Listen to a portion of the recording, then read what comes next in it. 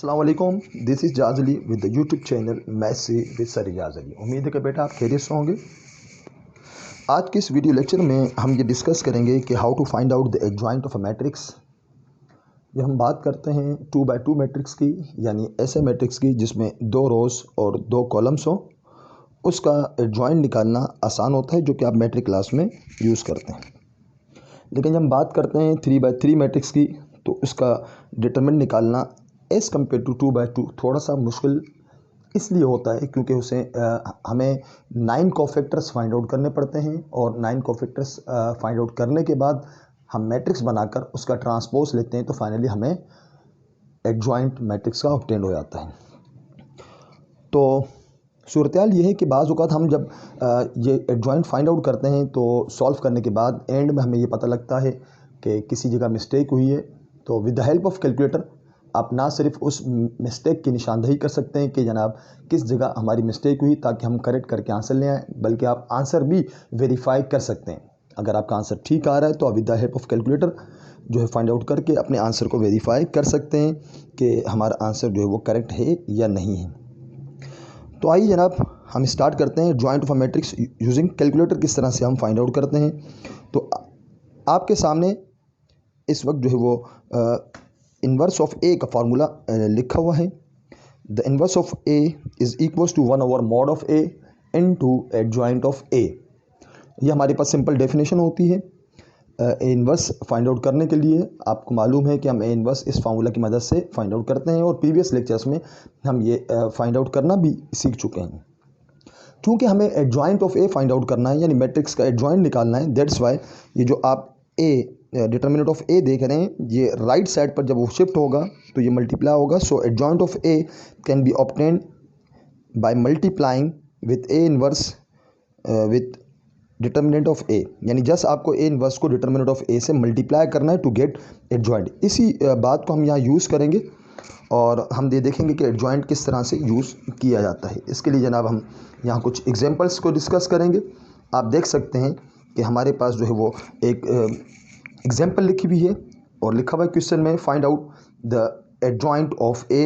The entries of this matrix are -3, 1, -5, 7, -2, -3, 4 and 1 and -6।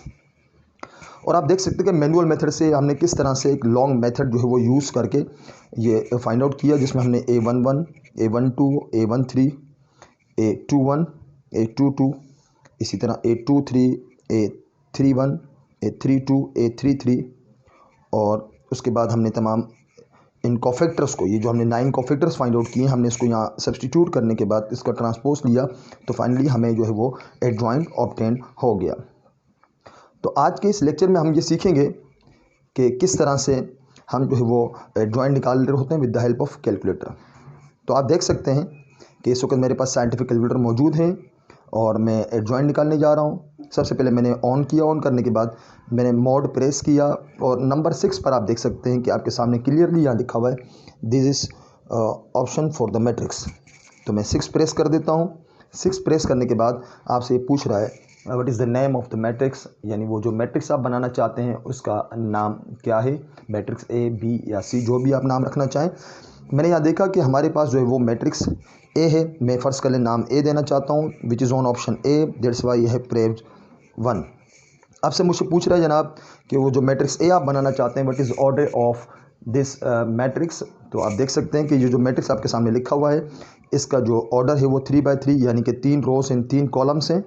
That's why जनाब मैं 3/3 के लिए 1 प्रेस कर देता हूँ। अब आप देख सकते हैं कि 3/3 का मैट्रिक्स मेरे सामने आ चुका है, और मैं तमाम एंट्रीज़ जो है वो यहाँ इनपुट यानी दे दूँगा, से पुट कर लूँगा। -3 इक्वल मीन्स हम इसको फीड कर रहे हैं, देन 1, -5, उसके बाद 7, -2, -3, 4, 1 एंड -6।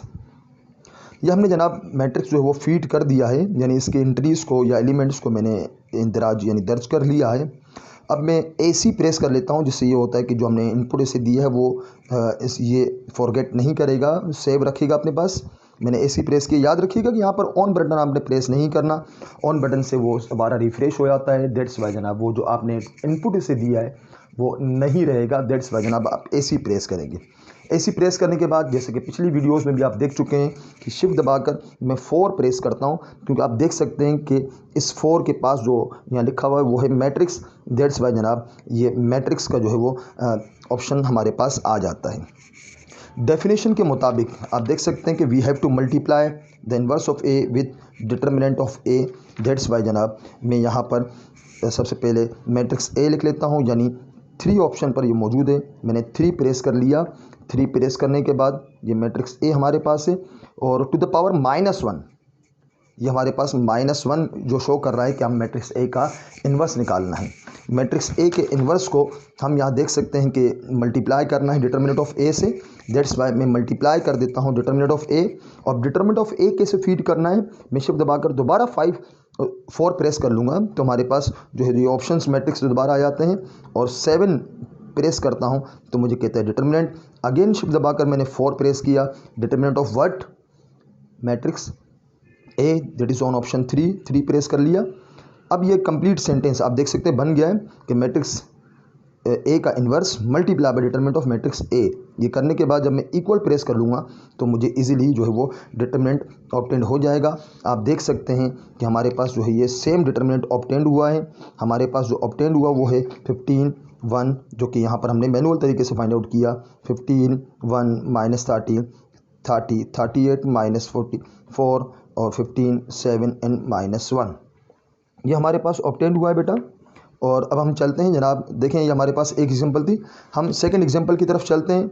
सेकंड एग्जांपल हमारे पास इसी तरह होगी ताकि हम इसको दोबारा से जो है वो दूसरा जो है वो डिटरमिनेंट का मैट्रिक्स फाइंड आउट कर लें। अब की बार जनाब आप देख सकते हैं एग्जांपल नंबर 2 में मैंने जॉइंट फाइंड आउट किया, लेकिन नाम दिया है मैट्रिक्स बी, और इसी तरह हम दोबारा से मैट्रिक्स बी, मैंने ऑन प्रेस नहीं किया, मैट्रिक्स ए फीड है इसके पास, हम एक और मैट्रिक्स बी बना सकते हैं बी। अब मैं जनाब मैट्रिक्स बी बना लेता हूँ, तो मैंने जो है वो मॉड प्रेस कर लिया, जिससे हमारे पास एक ऑप्शन 6 मैट्रिक्स का है। अब की बार मैं मैट्रिक्स बी बनाना चाहता हूँ, दैट्स वाई मैंने 2 प्रेस कर लिया। अगेन मुझसे पूछा जा रहा है what is of order of the matrix B, तो आप देख सकते हैं 3/3 है, दैट्स वाई जनाब मैं 1 प्रेस कर लेता हूँ। तमाम नंबर्स एंटर कर दिए जाएंगे, -1 0 -7 2 -1 1 -3 -2 एंड 1।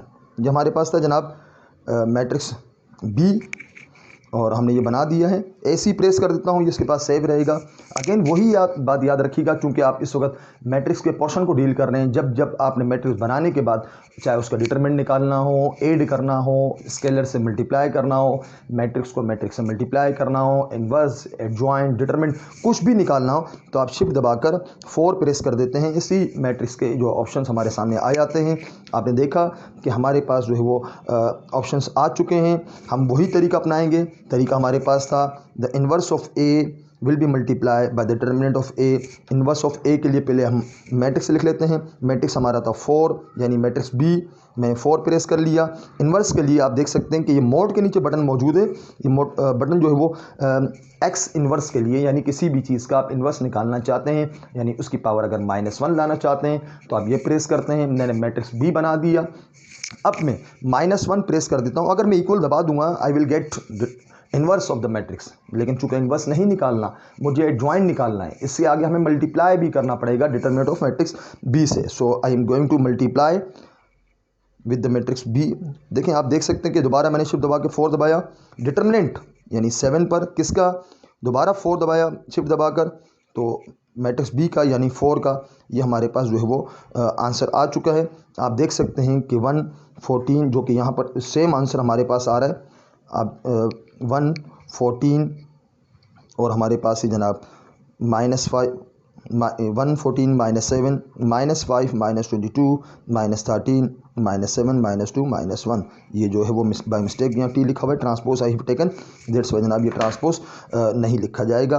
ये हमारे पास था जनाब किस तरह से हम जो है वो एडजॉइंट फाइंड आउट करना चाहें 3x3 का। मोस्टली स्टूडेंट्स एडजॉइंट कहते हैं बड़ा इजी प्रोसेस होता है, एक ही काम हम 9 मरतबा रिपीट करते हैं, हम 9 एंट्रीज़ के लिए 9 कोफैक्टर्स फाइंड आउट करते हैं, जो कि आसान काम है। लेकिन इस तरह होता है कि अक्सर स्टूडेंट इसे सॉल्व करके एंड में ये पता लगता है कहीं मिस्टेक हुई है।